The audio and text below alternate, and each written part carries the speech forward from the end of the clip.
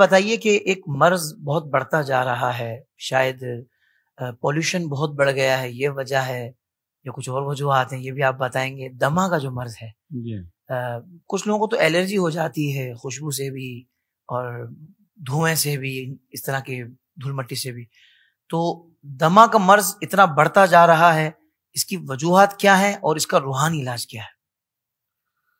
دیکھیے، وجہ تو ایک تو آپ نے بتائی دی کہ پولوشن ہے، اور یہ اس کی وجہ سے بھی یہ ماحول کافی چینج ہو گیا۔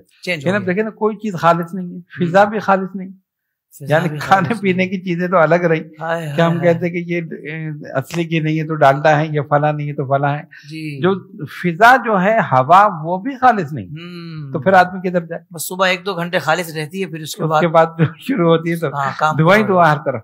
اسی پولوشن میں ہم اور آپ رہ رہے، ایک آگے بس جا رہی ہے تو اتنے دھواں چھوڑ رہی ہے، پیچھے جو بائک والا جا رہا ہے وہ سمجھے دھوئیں میں ہی بیچارہ پورا سفر کر رہا ہے۔ تو یہ ایک تو سب سے بڑی وجہ یہ ہے، اس سے بھی ہوتا ہے، اور بہت سارے اس کے اسباب ہیں۔ تو اس سے کیا ہوتا ہے کہ اس کی یہ ہوتی ہے سانس کی بیماری۔ ہاں، تو اس میں اس کے علاج بہت سارے ہیں، ڈاکٹر حکیم وغیرہ کرتے ہیں۔ جہاں تک روحانی علاج کا تعلق ہے، ہمارے پاس جو لوگ آتے ہیں تو ہم ان کو تو تعویذ بھی دیتے ہیں پینے کے لیے کہ بھئی آپ پیئیں پانی میں۔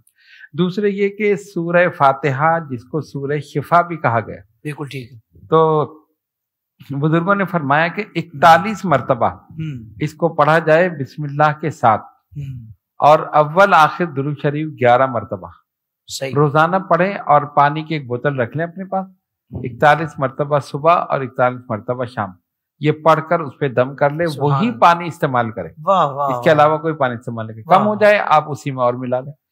اچھا، لیکن اس میں یقین شرط ہے، یقین آپ کا ہونا چاہیے کہ اس سے مجھے شفا ملے گی۔ اچھا، واہ، یہ بھی ضروری ہے نا، بہت خوبصورت بات۔ ورنہ کیوں میں کر رہا ہوں، پتہ نہیں ہوگی نہیں ہوگی، تو پھر تو دوا میں بھی تذبذب نہ ہو بلکہ پورا یقین ہو، یقین ہونا چاہیے نا۔ بہت اچھا، تو ایک تو یقین ہو، اور پھر قرآن ہے اللہ تعالیٰ کا، اس میں شفا ہی شفا، اس کا نام ایک نام سورہ شفا بھی ہے، سورہ شفا ہے جی۔ تو بزرگوں نے بتایا کہ اگر یہ 41 مرتبہ صبح و شام اور بسم اللہ کے ساتھ پڑھی جائے، اور اس کے اول میں آخر میں درود پاک پڑھے، کوئی بھی درود پڑھ لیں، تو یہ دم کر کے، یہ روزانہ جو دمے والا ہے جس کو سانس کی بیماری ہے، وہ اس کو مسلسل اگر پیے تو انشاءاللہ تعالیٰ بیماری دور ہو جائے۔ سبحان اللہ، سبحان، لیکن پرہیز بھی ضروری ہے اس کے ساتھ۔ اچھا، پرہیز بھی ہے، جو سانس کی بیماری کی جو ویسے پرہیز ہے وہ اپنی جگہ ہے نا، اب دیکھیں نا، وہ احتیاطیں کرنی ہے، وہ احتیاطیں کرنی ہے، ورنہ تو یہ کہ بد احتیاطی بھی ہو رہی ہے اور یہ بھی چل رہا ہے، جی ہمیں تو فائدہ ہوا نہیں۔ وہ کہتے ہیں نا، عربی کی ایک مثال ہے، الوقایۃ خیر من العلاج،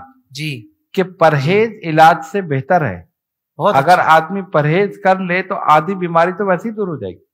اب ہم بد پرہیزی بھی کر رہے ہیں اور دوا بھی کھا رہے ہیں، یہ تو بہت زیادہ مسئلہ ہے، حقیقت ہے نا۔ تو پھر کیا فائدہ ہو؟ یا تھوڑے سے ٹھیک ہو جائے نا، پھر کہتے ہیں اب ٹھیک ہو گیا نا، دوبارہ پھر وہی، پھر دوبارہ شروع ہو گئی تو پھر وہی چیز ہو جاتی۔ تو اس کے ساتھ پرہیز بھی کریں، جو بھی ڈاکٹر حکیم بتاتے ہیں، جو دوا استعمال کرتے ہیں وہ بھی کرتے ہیں، اس میں کوئی حرج نہیں ہے۔ لیکن یہ دوا جو ہے، جو وظیفے کی صورت میں ہے، سورہ فاتحہ، یہ پڑھیں، آپ پورے یقین کے ساتھ پڑھیں، انشاءاللہ تعالی اس میں 100% فائدہ ہو۔ سبحان اللہ، سبحان اللہ۔ اس طرح کے اور بھی روحانی وظائف حاصل کرنے کے لیے ابھی ہمارا YouTube چینل IDS روحانی علاج وزٹ کیجئے، سبسکرائب کیجئے اور نوٹیفیکیشن بیل آئیکن کو پریس کیجئے۔